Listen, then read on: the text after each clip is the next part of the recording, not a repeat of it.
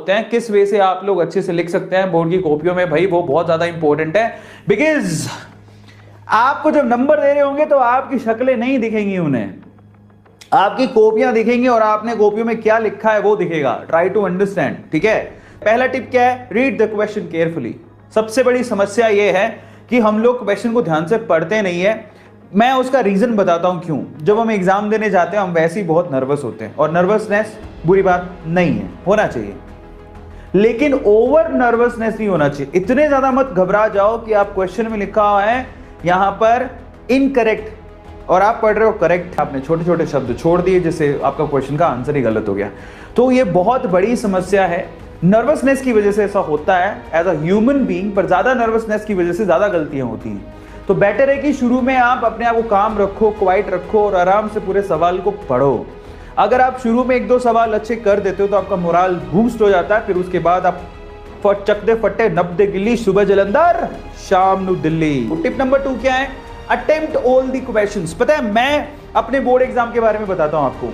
मेरा board exam का ना, मतलब जब भी मैं बोर्ड एग्जाम देने जाता था, सिंपल फिलॉसफी थी मेरी। क्या फिलॉसफी थी, कैसे भी हो जाए मुझे सारे क्वेश्चन अटेम्प्ट करने हैं, कैसे भी हो जाए मुझे सारे क्वेश्चन अटेम्प्ट करने हैं। और अगर आप लोग सारे क्वेश्चन अटेम्प्ट करते हो तो आपको पास और अच्छे नंबर से कोई रोक तो नहीं सकता। जब आप सारे, अगर मान लो आपने को किसी, आप एक क्वेश्चन बड़ा अच्छे से आता था, लगे हो उसके अंदर लिखने में, लगे हो, अरे बस करो यार, कितना लिखोगे। इस चक्कर में आपके 2 क्वेश्चन छूट जाएंगे, वो तो क्वेश्चन 4 ही नंबर का है। तो अगर आप लोगों ने फिलॉसफी बना ली आज ही कि मैं एग्जाम में बैठने के बाद सारे क्वेश्चन, ऐसा कोई क्वेश्चन होगा ही नहीं जिसको मैं छोड़ दूं, मैं सारे क्वेश्चन जरूर लिख के आऊंगा। ये मेरी एक पेट स्ट्रेटजी थी जो आप लोगों को भी अपनानी है कि मैं कोई क्वेश्चन छोड़ूंगा नहीं, मुझे कुछ भी आता है उससे रिलेटेड मैं पक्का लिख के आऊंगा। Now that's very very very important thing. अगर आपको पास होना और अच्छे नंबर बनाने हैं तो ये स्ट्रेटजी आप लोगों को ध्यान रखना है। इसका मतलब क्या हुआ पता है, अगर आप सारे क्वेश्चन करने की सोच रहे हो तो आप लोगों को जितने क्वेश्चन का मार्क्स लिखे हुए हैं सामने की, एक नंबर का है या 2 नंबर का है, जितने मार्क्स लिखे हुए हैं उसी हिसाब से आप लोगों को आंसर लिखने चाहिए। आ रहा है समझ में। अब हम चलते हैं थर्ड पॉइंट की तरफ, right to the point answers in PCB. अब देखो ये पॉइंट और पिछला पॉइंट एक दूसरे से रिलेट करता है। अगर आप लोगों ने सोच लिया कि मेरे को पूरे क्वेश्चन करके आने हैं तो आपको यह भी ध्यान रखना पड़ेगा कि आपको टू द पॉइंट ही आंसर लिखने पड़ेंगे। अगर आप बेमतलब कोई एक क्वेश्चन है और मेरे को आता है, बड़ा मेरा फेवरेट है, उस चक्कर में आपने आधा घंटा खराब कर दिया, क्या मतलब है, बाकी पेपर तो छूट जाएगा, पास तो नहीं हो पाओगे। तो इतनी चाहत किस बात की है, आ गया समझ में। सो प्लीज आप अपना समय बर्बाद ना करें। तो ये अननेसेसरी बेमतलब का लिखना चिकना कोई फायदा नहीं है। आप टू द पॉइंट आंसर दें। कभी साइंटिस्ट का नाम लिखते हो कि लंबी की लाइन लिखते हो, तो नंबर उतने ही मिलने हैं। जो पहला सीधे लिख दोगे तब भी 1 ही मार्क मिलेगा, नहीं लिखोगे तब भी 1 ही मार्क मिलेगा, तो फालतू के झंझट पालने ही क्यों। आ रहा है समझ में। तो ये पॉइंट नंबर 4 क्या है, right answers in points only. मतलब आप देखो, मैं आपको समझाता हूं थोड़ा सा। आप इस किसी टॉपर की ये कॉपी है और ये सबसे बेहतरीन तरीका होता है किसी भी क्वेश्चन के आंसर को लिखने का। आप क्या करो, आप पॉइंट्स बनाओ। सबसे पहले पॉइंट बनाया, उसको अंडरलाइन किया और उसके आगे पॉइंट, और ये सबसे अच्छा तरीका होता है। और जितने भी आपके एग्जामिनर होते हैं ना, इसको बेस्ट तरीका मानते हैं, क्योंकि उन्हें ना ये पॉइंट पढ़ने को मिल गया। इसका मतलब आपका ये कि आपको क्वेश्चन का आंसर आता है। लगातार मत लिखो, कई बच्चे से लगातार आंसर लिख देते हैं, वो गलत है। आपको पॉइंट बना के आंसर लिखने चाहिए, और ये सबसे बेहतरीन तरीका होता है किसी भी क्वेश्चन का आंसर लिखने का, क्योंकि उसे मालूम पड़ जाता है कि तुम लोग बेसिकली ब्रेक भी दे रहे हो और तुम लोग क्वेश्चन के आंसर के बारे में जानते भी हो। लिखना चाहिए। 5वें पॉइंट की तरफ चलते हैं, highlight important points with underline out. This is really very important. Okay, क्या कहने की कोशिश कर रहा हूं जरा देखो। मान लो आपसे क्वेश्चन आ गया, व्हाट इज बायोटेक्नोलॉजी, ठीक है। सो आपने लिखा biotechnology is equals to biology plus technology. So in that case अगर आप कोई पैराग्राफ लिखने जा रहे हो व्हाटएवर, तो उसमें जो सबसे इंपॉर्टेंट जो आपका पॉइंट है ना, उसको अंडरलाइन करो तुरंत। और ये बहुत इंपॉर्टेंट चीज है। कई बच्चे मैंने देखे, लड़कियां स्पेशली हाइलाइटर लेके जाते हैं तो वो हाईलाइट भी करती है इंपॉर्टेंट पॉइंट को। तो बेसिकली जो आप अंडरलाइन करते हो ना, अंडरलाइन लाइंस ही पढ़ के वो आपको नंबर देता है। फालतू की बकवास जो एग्जामिनर पढ़ता नहीं, क्योंकि उसके पास समय नहीं होता। तो आपको ध्यान रखना है कि आप लोगों को प्रॉपरली बराबर से अंडरलाइन करना भी बहुत ज्यादा जरूरी है।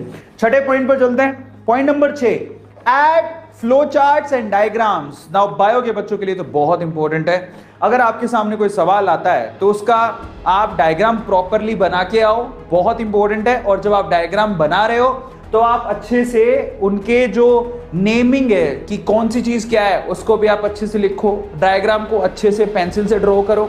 इसके अलावा आप एक और तरीका आजमा सकते हो क्वेश्चन के आंसर देने का, and that is flow chart. ठीक है, देखो आप साइंस के बच्चे हो, जरूरी नहीं है आपको पैराग्राफ में लिखना है।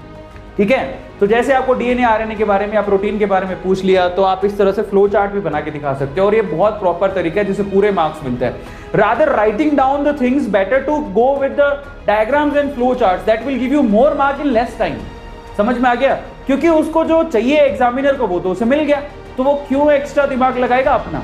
तो ये इंपॉर्टेंट तरीका होता है कि आप फ्लो चार्ट लो, डायग्राम लो, अच्छे से रिप्रेजेंट करो, that will give you more marks. और उसकी ना बेसिकली क्या होगा, एग्जामिनर समझ में आ जाएगा कि इस बच्चे को वाकई में पता है कि साइंस में आंसर कैसे लिखे जाते हैं। समझ में आ गया? 7वां पॉइंट पर चलते हैं, इंक्लूड एग्जाम्पल्स इन आंसर्स। आप अपने जो भी क्वेश्चन पूछा गया है उसमें आप लोग एग्जाम्पल को साथ साथ में लिखो। जैसे मान लो कोई डेफिनेशन लिखी है, डेफिनेशन लिख देता है कि व्हाट इज हाइब्रिडाइजेशन, सपोज करो। सो आप लोगों ने लिख दिया कि hybridisation is this is this, example दे दो साथ में, क्या जाएगा आपका? सिर्फ डेफिनेशन से काम नहीं चलता, उसके एग्जाम्पल भी साथ में दो। हमेशा याद रखो कि आपको कोई सवाल पूछा गया है तो आप ट्राई करो उसके एग्जाम्पल दो, क्योंकि उससे तब समझ में आ जाएगा कि इस बच्चे को क्या है, बेसिकली एग्जाम्पल से समझ में आएगा कि वाकई में आपको ये कॉन्सेप्ट अच्छे से आता है कि नहीं आता। 8वां point, answer in proper serial order section wise. ये ना मैं आप लोगों को रेकमेंड करूंगा, मैं आप लोगों से ये कहूंगा कि देखो सपोज करो कि आपके सामने पेपर है और पेपर में ना आपको सी सेक्शन अच्छे से आता है, लेकिन है ना एग्जामिनर जो होते हैं ना, आप मान के चलो जो कॉपियां चेक करते हैं ना, उनके पास बहुत कम समय होता है, कॉपियां बहुत ज्यादा होती हैं, और उनके पास एक पेपर दिया जाता है कि भैया ये पेपर आया था, आप चेक कर लो। अब क्या ना उसका दिमाग घूम जाएगा, अगर मान लो आपने सी सेक्शन को पहले कर लिया तो वो तो पेपर में देखेगा ये सवाल है और तुमने कुछ और ही लिखा हुआ, इतना समय नहीं होता उसके पास, वो समय नहीं है इसके पास कि वो चेक करेगा। बेटर है कि, और ये बहुत इंपॉर्टेंट एक्सरसाइज है, आप लोग ध्यान रखना है, आप पहले सेक्शन ए को, और मान लो उसमें पहला सवाल नहीं आता तो जगह छोड़ दो, लेकिन प्लीज आप सेक्शन को मेंटेन करते हुए चलो, सेक्शन ए फिर बी फिर सी, प्लीज ज्यादा फेरबदल मत करो। मैं होशियारी झाड़ के मैं तो सी सेक्शन को पहले लिखूंगा, उस चक्कर में तुम्हारे को प्रॉब्लम भी हो सकती है। बेटर कि आप सेक्शन वाइज चलो, सेक्शन ए को पहले, फिर सेक्शन बी को, फिर सेक्शन सी को, जिससे उसके पास पेपर होगा तो वो अच्छे से चेक कर पाएगा, उसको ज्यादा ना वो नहीं होगी। जरा समझो, हर किसी एग्जामिनर है उसको चिढ़ होने लग जाती है, क्या लिख रहा है ये, समझ में आ रहा है, फिर वो आप नंबर काट लेगा बेमतलब। 9 point, don't put too many crosses. अब ये भी बहुत सारे बच्चों की प्रॉब्लम होती है, कॉपियां वो लिखते नहीं है, वो कॉपियां खराब कर रहे होते हैं। समझ में आ गया?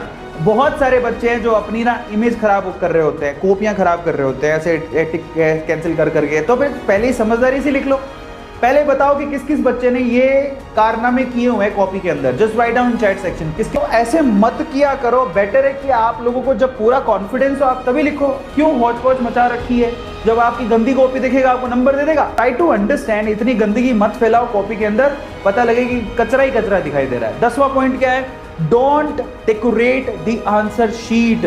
कई बच्चे बहुत होशियार होते हैं, बराबर टू द पॉइंट लिखो, इतनी डेकोरेशन मत कर दो कि सामने वाला कहे कि मैं डेकोरेशन के नंबर दूंगे, तुम्हारे मार्क्स के नंबर दूं, तुम्हारे कॉन्सेप्ट के नंबर दूं, किस बात के नंबर दूं। ठीक है, तो प्लीज आप ये काम मत करो।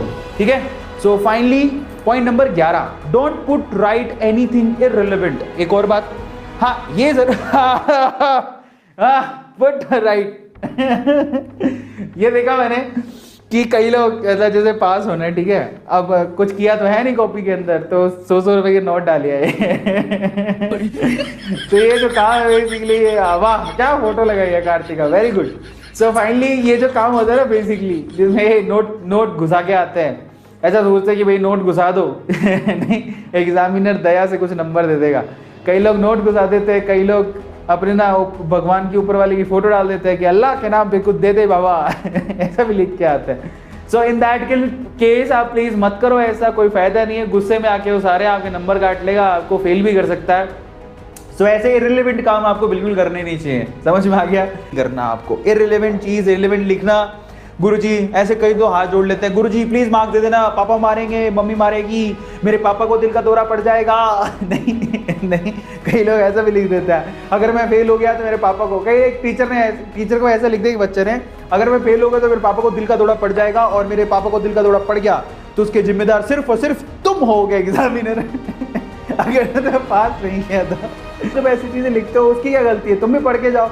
तो ट्राई टू अंडरस्टैंड प्लीज। उसके बाद क्या है 12, maintain speed from the beginning. शुरू से ही ना स्पीड बना के चलो, पेपर कभी कभार लेंथी आता है, तो बेटर है कि आप शुरू से अगर अच्छा लिखोगे, तेज स्पीड से लिखोगे, तो डेफिनेटली आप बाद में रिव्यू भी कर पाओगे, वो आपके लिए अच्छा है। लेकिन शुरू में काफी लोग बहुत ज्यादा नर्वस होते हैं, घबराए हुए होते हैं, तो उनको लगता है पता नहीं क्या ही हो जाएगा। 13 point, revise the answer sheet carefully at the end. Please आप लोग पहले तो स्पीड मेंटेन करो, फिर उसके बाद जब आपके पास समय बचे तो उसमें आप अपने क्वेश्चन आंसर्स क्रॉस चेक भी कर लो कि तुमने सही लिखा है क्या, क्वेश्चन का नंबर सही लिखा है, क्वेश्चन का आंसर सही लिखा है, क्रॉस चेक कर लो। और ये तभी पॉसिबल है जब आप समय से पूरा पेपर कर लोगे, समय से पहले पूरा पेपर कर लोगे। जो तो लास्ट तक तो लिखता रहता है वो तो क्या ही करेगा, है ना। सो ये छोटी छोटी चीजें जो आप लोगों को ध्यान रखनी है।